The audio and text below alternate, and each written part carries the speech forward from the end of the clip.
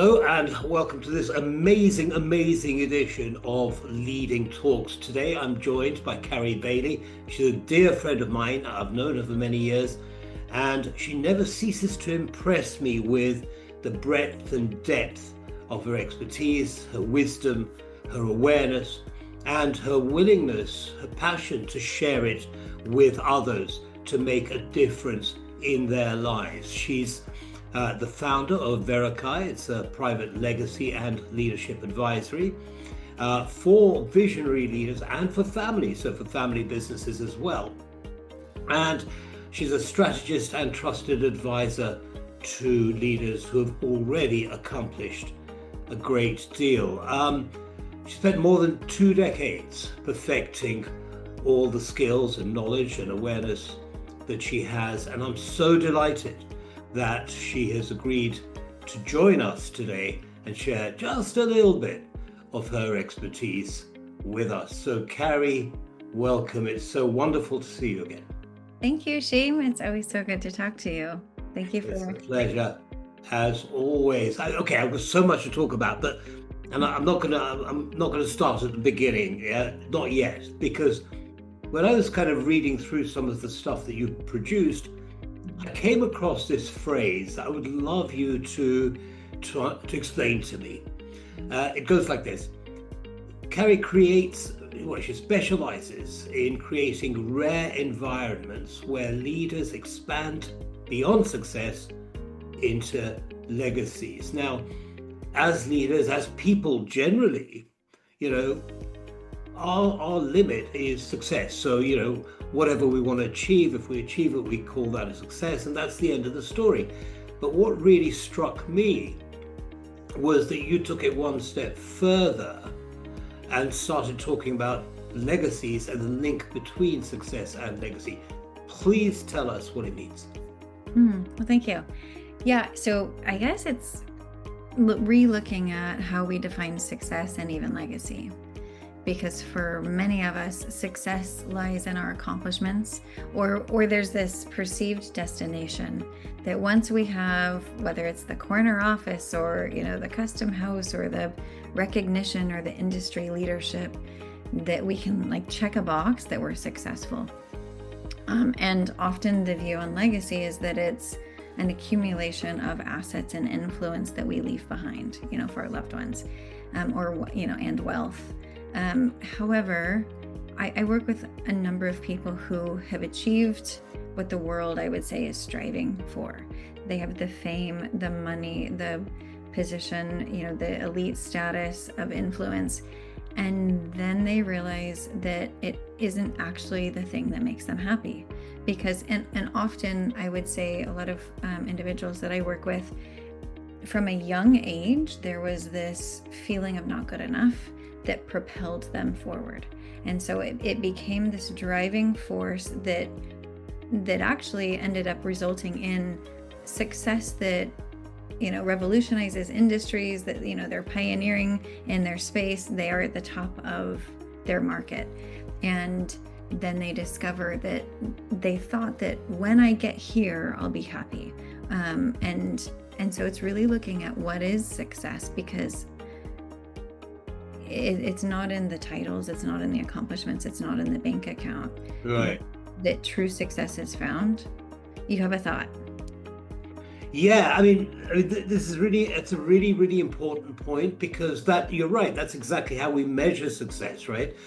How much has our bank account gone up by, or have we achieved this position in the organization, or been able to build and sell a company. But it's really fascinating when you talk about people who aim for that, achieve it, and still feel dissatisfied with what they've achieved. But there was something else you just said, Carie, that I'd really like you to talk about, and that is, you said that many of these people are propelled by a feeling or a message that they have in their minds from outside that they're not good enough. And what I've found, and I'm sure you've seen this as well, is that a lot of people who receive that message, it has the opposite effect on them. Instead of pushing them forward, it holds them back, because they are scared of exposing their abilities and talents to the world, and that's a shame because the world loses out on what they have to offer. How does that work? In other words, why do people behave differently from the same message?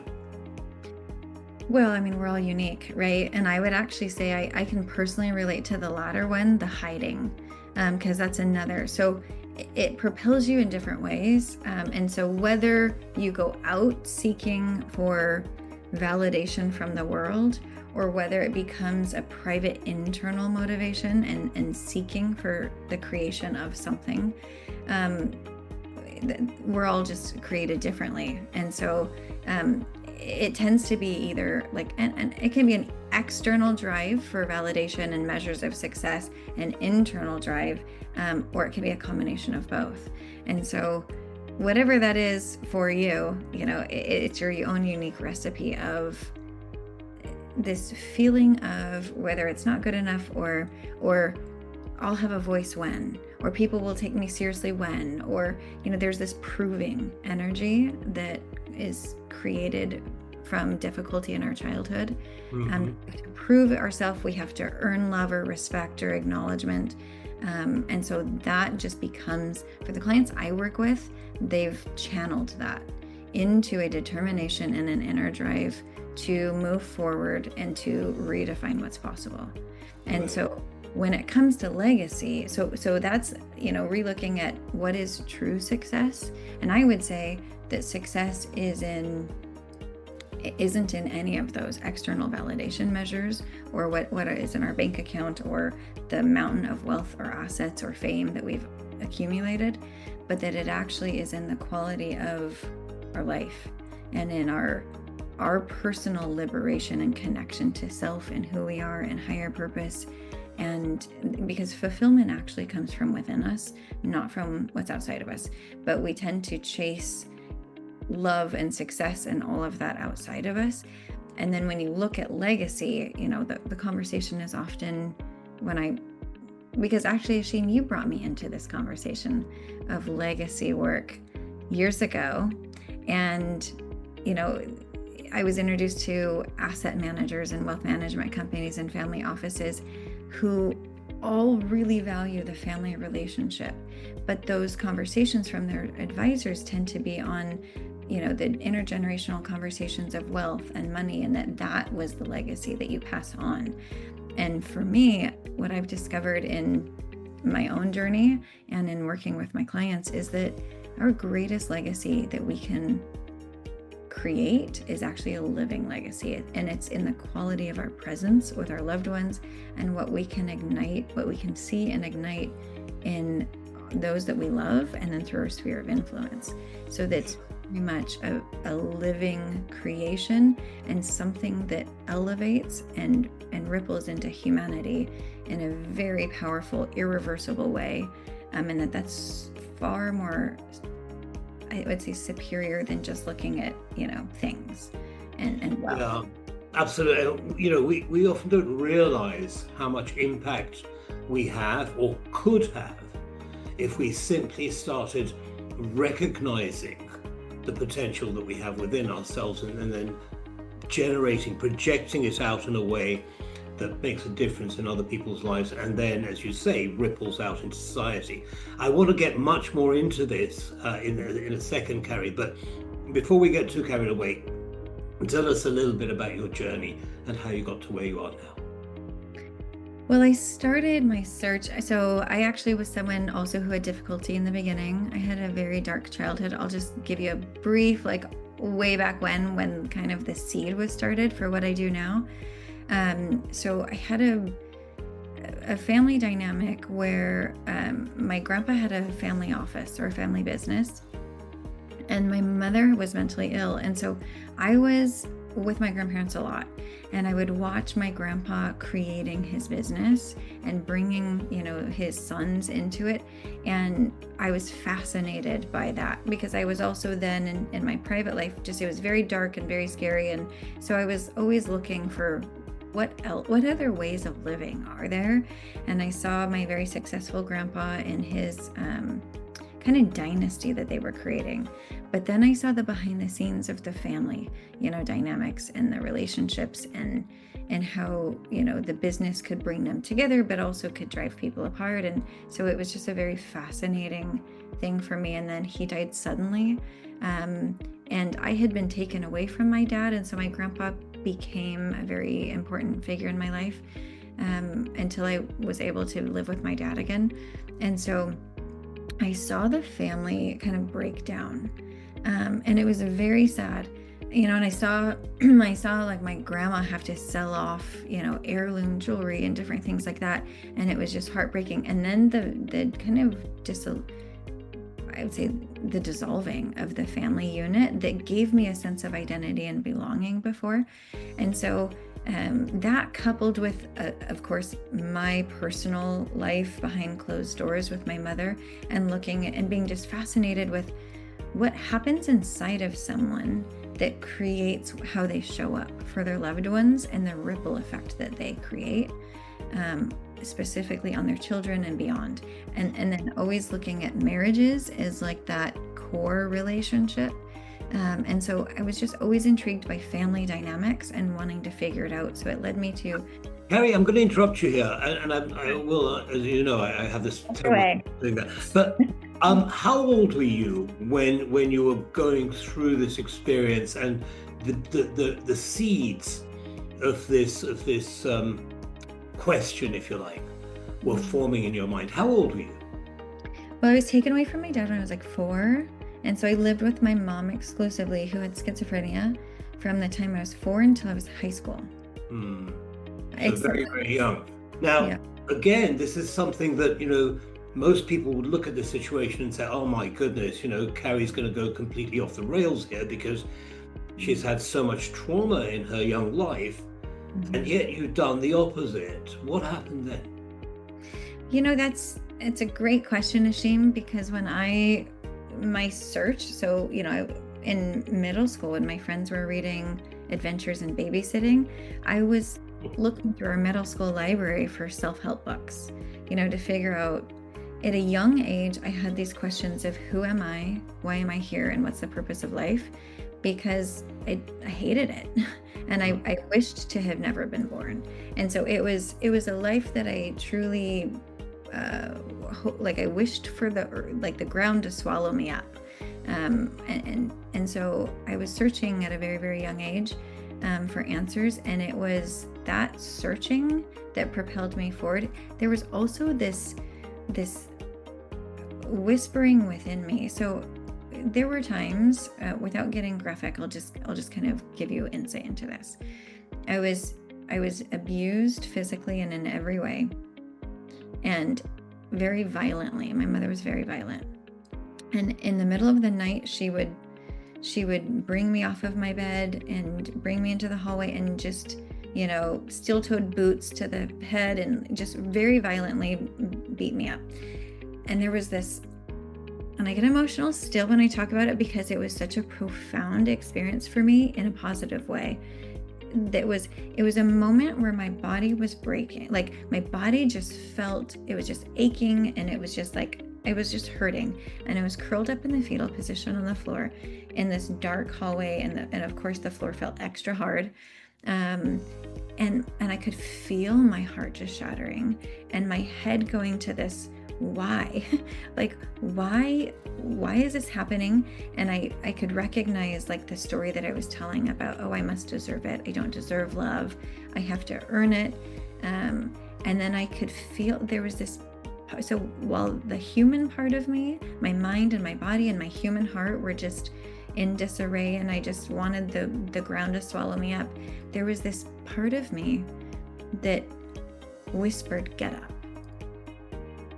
And it was something that I didn't even know existed inside of me. And it just very frankly told me to get up. And I realized, again, because it was a moment where I had been holding on to the hope that I was going to be rescued from this, that someone was going to come and rescue me. And it was a moment where I had let go of that. And it was like, no one's coming. No one even sees what's happening. No one is coming. And so this voice, and it was what am I going to do? I'm a little girl in this dark dark and scary world, and that was the idea that I created. And no one is here for me. And what am I going to do? And that's when the voice came to get up. And it was a moment where I was like, oh, okay, there's clear direction. I'm going to get up, I'm going to go to bed, and I'm going to go to school the next day and not know how to say anything about this to anyone and just smile and pretend that everything's fine. And it was that voice that told me what to do, that in several different situations where they were the hardest things that I had endured, that dropped me to my knees, dropped me to the floor. And each time there was this like reminding me to breathe or telling me what to do. And it was this curiosity of, what is this inside of me that knows what to do, that clearly is not broken and shattered like the rest of me, and has this clear discernment and this wisdom. And what is that? And so when I was, to your question of, how am I functioning? How am I doing these things? Even though, I grew up the way that I grew up. And when I was, I searched, even when I was in school for therapy, I, of course, was also searching for my own help. And I went to the best trauma experts I could find, and they were great. However, I could feel like they were just scratching the surface. I would give them like the tip of the iceberg, and it was like, whoa, like you should really be in an inpatient facility, Right. And right. then, so what? I'm going to pause you here for a second, because again, there's so much depth in what you've just said. So, first of all, just to be clear, you were asleep in bed when your mother subjected you to this terrible violence. Is that right? Yeah, she would pull me off of my bed, or I would go and hide and try to sleep in a hiding spot, and she would pull me by my hair off my bed. It was completely unprovoked. She just came in. It's absolutely stunning to hear that, and heartbreaking that she would do that. The second thing is, we often hear, well, everyone has challenges, and you've just got to get yourself up, dust yourself down, and keep going. But here you had something a little bit unusual in most people's experience, and that is, you actually heard a voice, right? Mm-hmm. There was something within you which was awakened, which said, get up and keep going. I mean, that is fascinating. And I think for leaders, for anybody really, but leaders in particular, when they are facing challenges, and most of them are nowhere near as traumatic as yours, but when they aren't meeting their goals, personal or professional, they don't hear that voice, and I think that, what are your thoughts on how people can kind of make themselves more aware of that message to get them moving? Well, actually, Ashim, I thought that was unique. But in working with my clients and in revisiting some of because it's identity level, remembrance of who we are, that this voice kind of pulls us to. But in working with my clients, it was really fascinating, because we would go to whatever was their difficult experience where they also realized no one was coming and they had to pick themselves up. And Ashim, with everyone I've ever worked with, when you slow it down and you zoom into these experiences, instead of seeing it as something you just need to heal and get over, when you actually revisit these experiences in search of that inner knowing and that discernment and that wisdom and that aspect of you that's unbreakable, I've never not found it in someone. And so, but it can be overshot with seeing those experiences as just something dark that we don't want to go to, or just something to heal. And so we all have this inner knowing within us, and this wisdom and peace and greater capacity to love inside of us, and it's just about access to it. Right. And to being open to it, of being aware that it exists, and allowing yourself to, I suppose, relive the difficulty that brought it about. Is that right? Yeah, and it's not necessarily a reliving to, because a lot of people that I work with are very discerning. They're very sophisticated. They've done therapy and coaching and, the best retreats, as have I. But it's revisiting the moments. There's a phrase that I use. I call it spiritual fragmentation. It's a forgetting who we really are because of an experience that we had where we no longer believed that we are this divine being that is inherently loved, inherently valuable, inherently has wisdom and unique gifts to contribute to the world. The whole reason we believe that we're not good enough is because we've decided that because of something we went through. And so the not feeling good enough, loneliness, this feeling like you have to perform for love or acceptance or validation, any seeking of this validation or love or fulfillment or peace from external measures is a symptom of what I call spiritual fragmentation. And so the reason that I love to work with people who had challenges, we all fragment. Specifically, I find that people gravitate to me with kind of obvious challenges, but the reason to go back to it isn't to heal it, it's actually to transmute it. It's to find where we forgot who we are and have that be kind of an access point to a remembrance of who we are and higher capabilities that, by the way, when we're talking about leadership and team dynamics, accessing greater capabilities within us is, it will completely transform our relationships and our leadership. Yeah. Okay. So I wanted to ask exactly about that. So I understand everything that you said so far. You've made it very clear how that all works. But how does it, in a practical way, impact not only on my performance, but also on the way in which I interact with my teams and others around me, and whether it's professional or personal, because of course the two are linked. Yep, of course they are. So when we're fragmented, we begin to see ourselves and others through this human lens, through criticism, through judgment, through biases that we have, and these mental shortcuts where we kind of compartmentalize people in our brain, and then that's how we show up with them is, based on how we see them, and then we instantly make things mean something. So we go into kind of our human, what I call the human default setting, which is all of our biological wiring, because our human system is based in the frequency of fear and survival. And so when we're fragmented, that becomes our operating system. And so it's all about self-preservation. So and the fight or flight thing. Yeah. We look at differences as, threats. We feel like we have to defend or prove, our position. And so it actually sabotages how we see people and how we show up in our relationships, the quality of our relationships. Because, for example, I'll just be very specific. So from a fragmented perspective, how you see someone is based on your conditioning and what the belief system and all of that you inherited, and then your own experience with people. So we're always seeing from the past, and then in a relationship with someone, we're gathering evidence, and then we're looking to confirm that evidence is true with every interaction we have, right?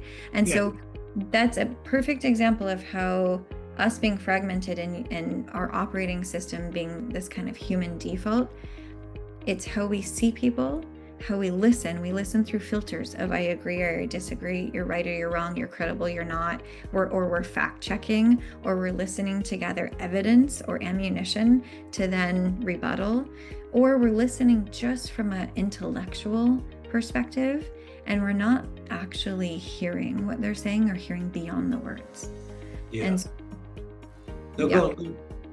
Well, so we have a filtered experience. Yeah. This is something, that, again, I think that many of us don't realize, which is, we are the product of our backgrounds. our experiences, what we've been told as children, what we've been exposed to, and so on. And so we have set our own, if you like, fairly rigid framework against which we measure what we see and hear in the future. And as you say, Carie, that often closes our minds and ears to a different way of engaging with people or engaging with new ideas and moving forward. So if most of us are in that position, how do we overcome that to get over the challenges that we're facing, which very often are due to the reasons you've just explained? Of course, right.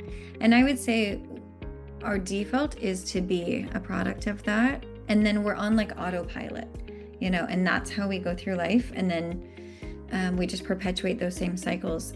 But it's not actually who we are. And it's not what we're capable of.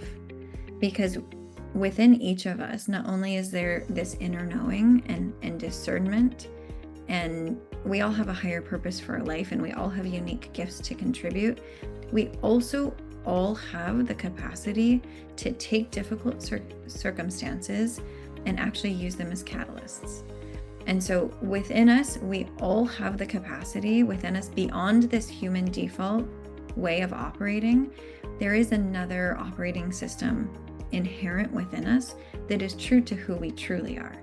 And each of us has the potential and the capacity to get outside of these filters and these lenses that we see and hear through, and actually hear opposing positions in a way that we can get outside of our perspective and into someone else's and find wisdom that we wouldn't otherwise have access to, wisdom that we then can choose to allow it to expand, our little horse blinders and expand our perspective. And then from that space of expansion, know how to hear lots of different positions and then harmonize these seeming polarities and oppositional perspectives to create a state of unity and to get to a solution that we wouldn't otherwise even be able to get to. Now you see that sounds fabulous. The fact, the ability to actually listen to something that's perhaps deeper than what most people use to listen, and I'm using listen in the broadest possible sense of that word, and that we all have it, yes, but the question is, of course, the big one is how do we access it, and then how do we integrate what we learn from that with everything else that we think we already know about life and ourselves.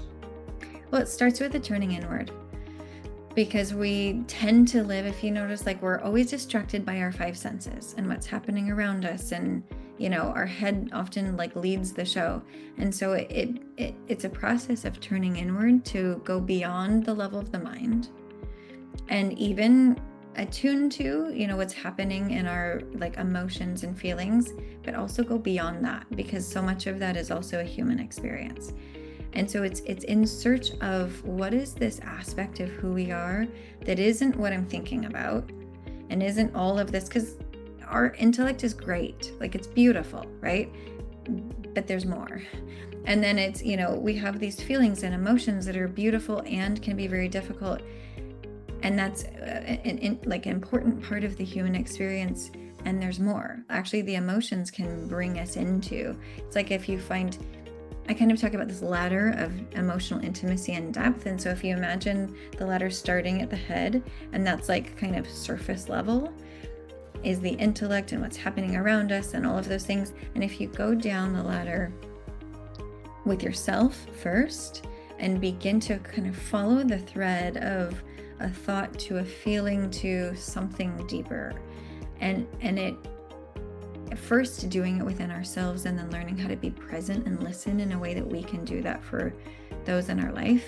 It's a turning inward and going deeper. And I guess first knowing that there is more, there is deeper, and that is the space beyond the intellect and the cognition and the like coaching side of it, beyond the emotional side of it, where we either are avoidant or we get sucked into the emotion, into what I call is like the level of the soul, the level of the inner knowing, the wisdom, whatever whatever you want to refer to that is the true essence of who we are. And that's where our wisdom is. That's where our inspiration is.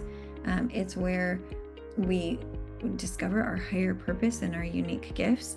And it's where there's the aspect of us that was never broken and can't be taken from us. And it hears in a different way. It sees people in a different way. And it has the capacity to synthesize, to harmonize, to unify. And so it's all about first turning inward in discovery of that aspect of you. Okay. Right. So I think I get that. I do need to reflect, because there is so much depth in what you're saying. Mm-hmm. But how does someone know that they need to talk to you? How do they know that what they are facing at the moment, sunshine in my eyes, what they're facing at the moment is something that may be addressed or evaluated or analyzed, rectified, use whatever word you like, using this technique, that this is the, if you like, the path to overcoming that challenge? How do they know? Well, I think that we all have this gravitational pull to being of higher service or loving in a deeper way. Or, if we're talking about legacies, the people who come to me specifically know that they are in a position of influence and they feel a calling. They feel this pull to using their position of influence to create a very powerful ripple effect in the world. And they prioritize their family relationships, because that's the space that I like to work in. Our family relationships, and particularly our marriages, are our most confronting relationships. And I would say they're the most direct path to this space that we're talking about. And so people come to me because typically there's a relational challenge and this calling towards discover. So there's either like a relational challenge, or there's this inner, like not feeling good enough, or feeling like they have to prove or earn, or all of those things. And there's kind of a three-part. There's some residue from the personal, where they've kind of done all the other things and they're craving deeper, and they know that it's actually like an identity level of who are they and who they see themselves to be. And then there's a relational dynamic, and then there's this calling or this desire to use their influence to create a ripple effect, because all three of those are interconnected. Right. So basically, you know there is a challenge. You know that there's a depth to this challenge. You've done all the training courses. You've attended, the coaching or what have you. But it's not making an impact on what you feel. You feel that there's more yet to be done in terms of your legacy, living or otherwise, but also in terms of what you do with regard to your relationships with your family. You mentioned marriage being the most, if you like, intimate of those relationships, but how that impacts with your professional thinking and your professional life. So let's fast forward a little bit here. We start to, someone comes along and has a chat with Carie, and you have many chats with Carie. They have many chats with you. And what happens then? What can they hope or expect to change in their lives as a result of the process they've undergone? Well, I think the first thing is remembering who we are.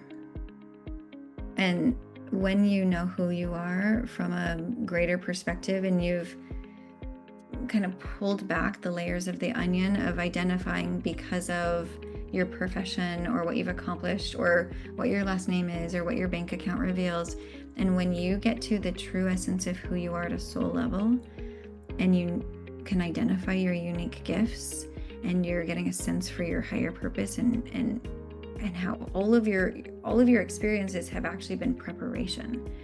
that gives access to this capacity that we talked about. Well, lots of capacities within you. And so the first thing that I want to establish with people is a reconnection to their inner knowing. So I'm never seeking to be another authority figure in their life. I actually want people to reclaim their inner authority, and their discernment and their knowing, because it's better than anything I could tell them or anyone else can. And so the first step is the identity level work and remembrance of who they are, and reconnecting to that discernment that they have within them, because it's also the aspect of them that will see their challenges in a new way and have a deep level of appreciation for that preparation that it was for the moment that they're in now and what's possible now through their position. So there's that individual piece, and then of course that shifts completely how they show up in their relationships, and their capacity to create the marriage that is, has emotional intimacy and depth, and the love that actually can last, and use challenges to have them actually come even closer together, with a deeper level of understanding and appreciation for who they are.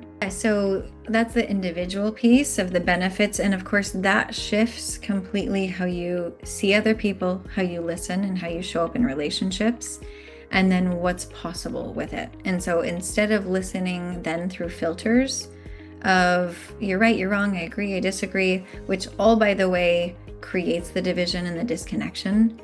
And then you can't, like in a team, if we're talking about a board or a team, you can't unify from that space. If you can't truly hear someone, because, people hire diverse people, and there's a lot of investment in diverse opinions and perspectives and skills coming together to be able to innovate together.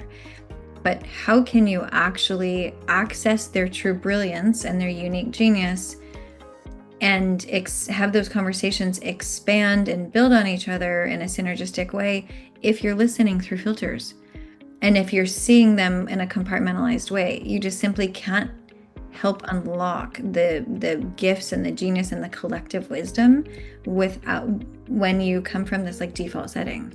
And so it shifts what's possible in the conversations.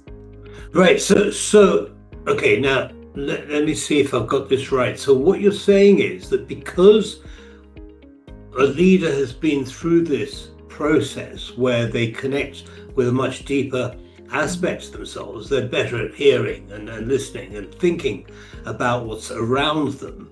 It also releases their opportunity to engage with other ideas in a way that they wouldn't have in their default setting, thereby enhancing the quality of the conversation that the team has, producing innovative answers.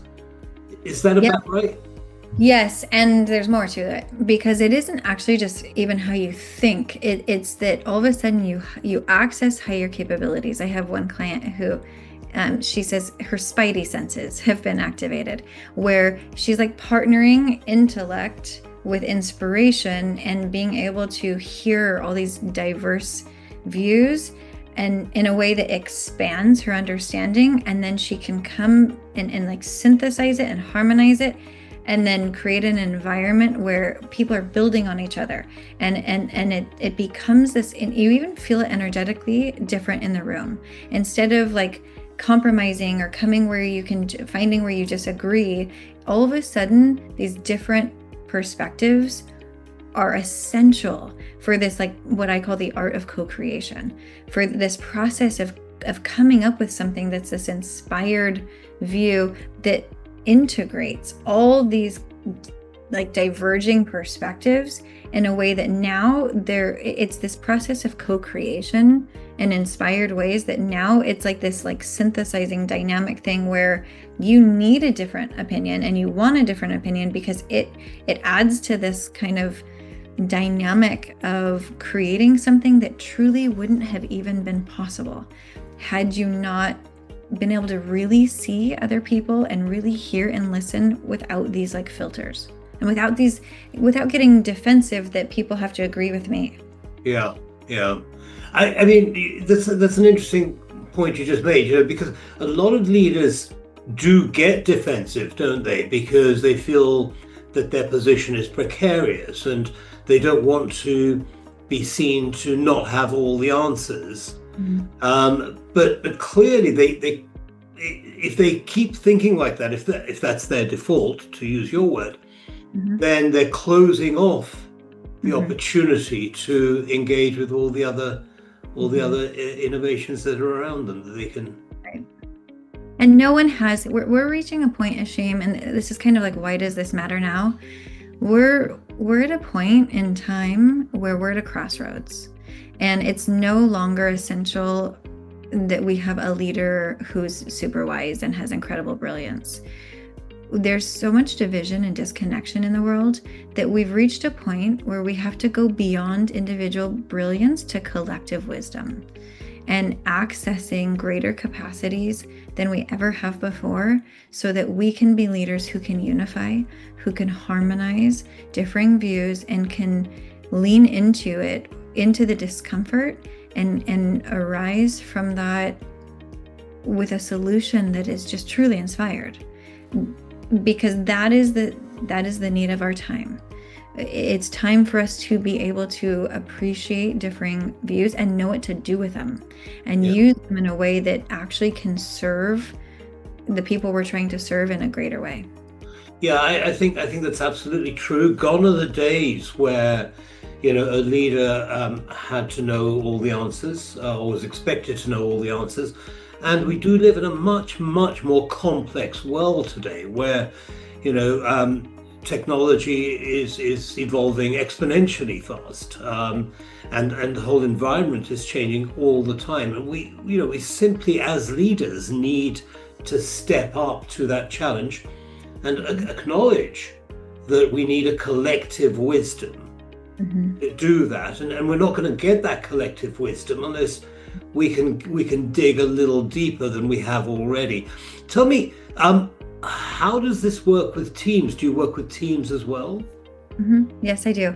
And I'll just, to the point when you're talking about technology, because I've been to a number of AI conferences. It's been actually fascinating. I've been invited to speak about divine intelligence, what I call DI, in the face of AI. And it is, I think, the ultimate leadership competitive advantage is accessing that. When I talk about your inner knowing, it's like your divine intelligence, and because it's something that AI can never replace. Because there's a lot of our cognition that AI is frankly faster. It's more expansive. It's not biased like we are in the same ways. And so there's a lot of our logical ways of thinking that are just flawed. And that limit us, where AI is very helpful in those ways. But what can AI never replace? And this presence that we're talking about, this way to activate unique genius and gain collective wisdom and partner intellect with inspiration and co-create in ways that wouldn't have otherwise been possible, AI can never replace that. And so that is, in this era of heightened technology and technological advances, we have to evolve also as humans, and this is how we do that. It's discovering these higher capacities within us. Yeah, I mean, I think a lot of people are going to be breathing a sigh of relief here, because they're thinking, most people are thinking, oh my goodness, AI can do everything I do. What is my differentiator? And I think you just highlighted that. It is there, but it is something that one needs to acknowledge exists, and then start working towards connecting with it and using it in the future. Tell me, you've got this wonderful free gift to give away. Tell us about that, Carie. Yes, so it's the first time actually that we've released it, and right now it's accessible through like your group, and we've just been personally sending it out. It's a white paper that kind of reveals hidden root causes to this I'm not good enough, and to relational breakdown, which is then team breakdown, and what the solution is. And so it's a look at who are we really and what's possible. It's called The Hidden Architecture of Legacy. And so, yes, your listeners will get access to that. Yeah, absolutely. There'll be a link underneath this video where people will be able to access and download that, and perhaps to start trigger some deeper thoughts Mm-hmm. on addressing the challenges that they and their teams perhaps are facing and are not quite sure what to do about them. And I think it's so powerful, Carie, and I'm so happy that you were able to find the time and share those ideas with you. Thank So you. thank you so much for And coming. Ishim, you wanted me to give actionable steps. You're right. Yes. So Tell us some actionable stuff. steps. Okay. So because a lot of what we're talking about can sound very, abstract. So I have 5 actionable steps that people can kind of disrupt this default setting and begin to do and see people in a different, I guess, listen and hear people in a different way. The first is recognizing that there's deeper wisdom in differing perspectives. And so when you begin to recognize filters of how you're listening to someone, and that's what I invite you to do, is start to recognize what is my default setting. And so first is realizing in this other position, there is wisdom that I need that will expand me if I choose to allow it to. And so recognizing that and listening for that. What is the wisdom? And then the second is creating the pause. So first realize that everyone around you, there is something valuable that they have to contribute to you that will expand you. And then when you can begin to recognize the filters of how you're listening or how you're seeing them, and the second thing is create the pause. And so this is whether it's a breath, whether it's, whatever you want to do to kind of disrupt your default way of listening to someone. You need to create a disruptor so that you can create a pause. What's a different disruptor look like? Like for me, it's breath. So if my husband, of course, is like my direct access to, most direct path. And so if my husband, for example, says something, or you're in a meeting and someone that maybe you don't understand their perspective, they say something and you find yourself getting defensive, whether you notice it in your body, whether you stiffen up or you recognize you're listening for ammunition. So the awareness has to come first. And then for me, what I do is I literally just pause, I recognize it. I'm like, oh, that's my default setting. And then I pause it and I breathe. And when belly breaths, by the way, when you inhale and exhale through your belly, not your chest or your shoulders or your back, but your belly, it shifts your nervous system from this fight or flight or this default way to a state of calm, and it sends an entire cascade of events in your body to shift from the frequency of fear and self-preservation into a state of calm where you can actually see and hear differently. And so breath is really powerful. And so it's taking a step back from listening with your filters and judgment to a state of non-judgmental curiosity. Okay. Looking for the wisdom. So first is recognizing, having the awareness, knowing that there's wisdom in another view. The second is creating the pause. And then third is asking yourself this question of what wisdom exists in our differing perspectives that neither of us can access alone. There's something that they can understand from your perspective that will expand them, and there's something that you can understand from their perspective that will expand you. And so looking for that. How do you look? So who would you be talking to about that? Well, for example, what I find is most helpful is in a normal conversation, our default way is they say something, you think about it, or maybe not, maybe you have a knee-jerk response, and then you say something. And actually in the pause, I choose to go into the listener mode, rather than also needing to be heard and seen and validated. Because as long as you have 2 people trying to be listened to, no one's listening to anyone. And so when you can pause and choose to be the listener and look for value in know that they can expand you in helpful ways, that, by the way, it's not just that relationship that will help in. Right. That there's someone else in your life who has the same struggle with you that they're having with you, or that they're seeing. And so being able to allow yourself to be expanded by another perspective. If you can go into the listener mode in search of what that wisdom is, that you'll find it much more quickly. And that could be anybody. It could be anybody or everybody that you engage with. Yes. And of course, the objections that I hear to this kind of conversation is, yeah, but people are just projecting onto me different things. It's great. But there's wisdom in any experience that you can take on. And by the way, I'm not saying taking it on as an identity thing. Oh, they think I'm this type of person. But there is wisdom in any perspective if you are willing to look for it.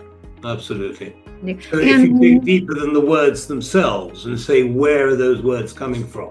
Yes. And you learn, you pick up quite a lot. And then when you can reflect back the wisdom that you're hearing, and I'm hearing this from you, is this what you would like me to understand? And then and allow them to hear that, and you'll actually see their eyes kind of go back and forth, because they're essentially clearing, like, is that actually what I'm saying? Is that actually? And then they may be like, yes, and there's something more that they want to add. Right. Or they might be like, well, actually, in hearing it back, that's not it. It's actually this. Yeah, and so that will help you get to this piece of expansion. Absolutely. I mean, we're not as good at communication as we think we are, and how we're heard is very often not what we thought we said. But anyway, so what's step 4, Carie? Well, so step 4 is choosing to be expanded, because and again, it's all about taking extreme ownership for our defense of our frequency of fear, and we have to be right, and our default setting, or choosing to be expanded. And so the 4th step is actually choosing to allow what they're saying to expand you, instead of being resistant to it. Right. So being open to taking on a message. Yes. Yes. Okay. Yes. Because you can stand in front of a board and you can find wisdom, and they can tell you, and then you just deflect, with your armor. Right. And that is not effective. So yes, if you can actually allow it to expand you, allow your perspective to be opened, and ideally it like piques even more curiosity of like, well, tell me more. And then when one person feels safe enough, because what we do with each other is we give you a morsel to see what you do with it, to see if you react, if you close off, if you don't want any more, if you shove it back in our face, because there's more. There's definitely more wisdom there. And when you continue to listen in a non-judgmental, curious way, and you kind of go, you take people down a ladder. And when you take them down this ladder, you're accessing actually their true genius and brilliance. And when people can be self-expressed, and it's safe to do so, and you can create an environment where diverse perspectives are welcomed, and you can hear it without your defenses or your reactions or shutting it down or having to like be the one that knows the most in the room. When you can invite that, you completely shift the culture and the environment. And then it takes a couple steps down the ladder before you're actually in true brilliance and collective wisdom. Understood. Because we are threatened, aren't we, very often by other ideas, and either we feel directly threatened, or we feel that our value system, our default setting is under attack here, and so we automatically become defensive. Yep. And then the 5th is practice this where it's the most difficult, because if you can do it at home, you can do it anywhere. Right. So practice it in those relationships. I would say your marriage, and then your other family relationships. If you can do this there, you can truly do it anywhere.